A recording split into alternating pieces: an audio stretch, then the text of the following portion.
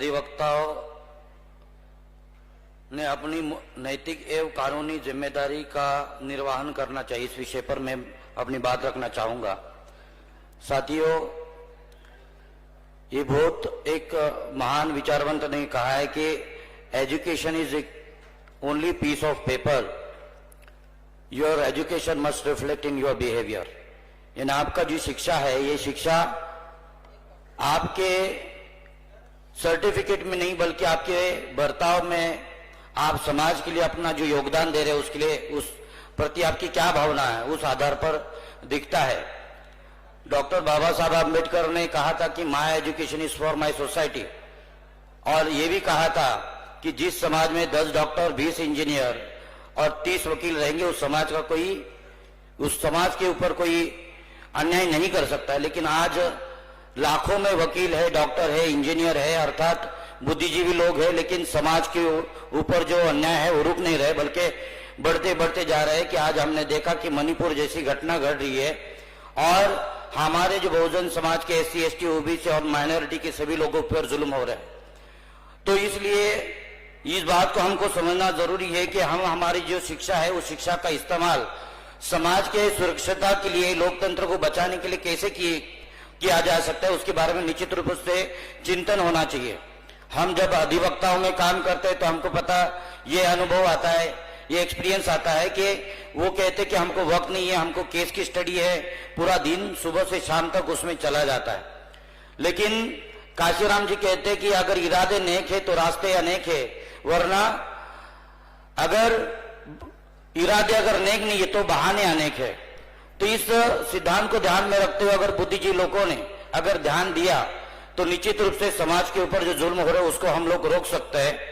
समाज के ऊपर होने का जुल्म होने का कारण ये भी है कि जो ताकतवर लोग हैं उनके ऊपर जुल्म करते, ये बात के अलावा जो ताकतवर लोगों को मुकाबला करने की लायक है, जो बुद्धिजीवी लोग हैं, वो आगे आना चाहिए, वो आगे नहीं आता है। इसके वजह से भी समाज के ऊपर अन्याय होता है। दूसरी बात हम ये देखेंगे कि उनमें ईमानदारी का भी अभाव है। और तीसरी बात मुझे ये लगता है कि संगठन शक्ति का अभाव भी एक बहुत बड़ा कारण समाज के ऊपर आने होने का हो सकता है। इसलिए आज के तारीख में जो वकील खुद अपने आप को भी सुरक्षता या अपनी सुरक्षा करने की परिस्थिति में नहीं, इसलिए एडवोकेट प्रोटेक्शन एक्ट का भी कानून का प्रस्ताव बार बार आ रहा है। आज के तारीख में वकीलों के ऊपर भी, अधिवक्ताओं के ऊपर भी अटैक हो रहे हैं, उनका मर्डर किया जा रहा है और बहुत सारे ऐसे घटना घट रहे हैं जिसके वजह से आज वकील भी अपने आप को असुरक्षित महसूस कर रहा है। तो इसका कारण यह है कि जो लोग वकील के सुरक्षता के लिए, संरक्षण के लिए काम कर रहे हैं, वो संस्था, वो संगठन आज उनके हित में काम करते हुए नहीं देख रहे। इसलिए कोरोना काल में भी बहुत सारे वकीलों ने आत्महत्या भी की है। यही नहीं कि आप देखेंगे कि तकरीबन 10-15 साल के बाद भी जो जूनियर वकील होते हैं वो सेटल नहीं हो पाते, उनके इकोनॉमिकल बहुत सारे चैलेंजेस होते हैं। तो इस सभी समस्याओं को ध्यान में रखते हुए ILPA का निर्माण किया गया है, ताकि ILPA के माध्यम से वकीलों में लीगल एक्सपर्टीज पैदा करना और उनमें जो तहसील कोर्ट है उससे लेकर सुप्रीम कोर्ट तक कोई भी उनको जो सपोर्ट मिले, उस सपोर्ट के लिए उनको काम किया जा सकता है, उनको सपोर्ट किया जा सकता है। उसके साथ साथ अगर वकीलों ने समाज के सुरक्षता के लिए कुछ काम किया और जाकर समाज के हो रहे अन्याय के ऊपर काम करना चालू किया और लोगों को अगर न्याय देने का काम किया, तो समाज भी उनके साथ खड़ा हो सकता है। अगर समाज उनके साथ खड़ा रहेगा तो उनकी भी सुरक्षता बढ़ जाएगी।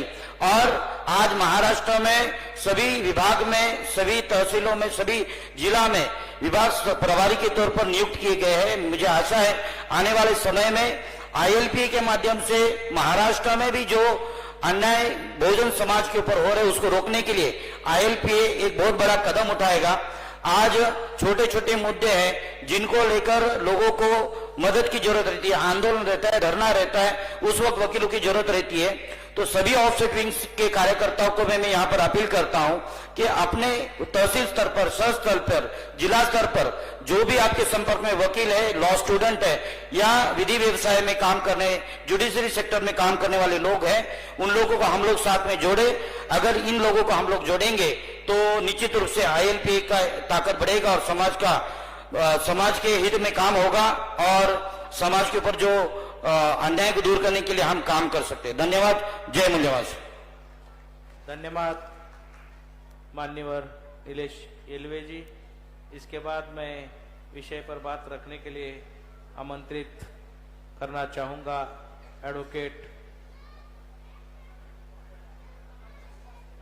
प्रणयराज रणवीर जी, जो कि राष्ट्रीय उपाध्यक्ष है Indian legal professional association Gujarat से। उनसे अनुरोध है कि आप डायस पर आए और विषय के संदर्भ में बात रखें।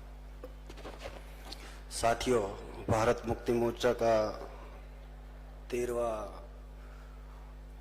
अधिवेशन का आखिरी दिन और आखिरी सत्र में एक अहम विषय पर मुझे बात करने के लिए यहां मौका दिया गया, इसलिए धन्यवाद। साथियों, समाज के अंदर लाखों की संख्या में एडवोकेट है और देश भर के अंदर संवैधानिक हक और अधिकार हमारे समाज को प्राप्त हो, बहाल हो, इसलिए वामसेप एवं भारत मुक्ति मोर्चा राष्ट्रव्यापी आंदोलन चला रहा है। साथियों, हर कोई आंदोलन होता है, उनका हेतु सिद्ध होता है।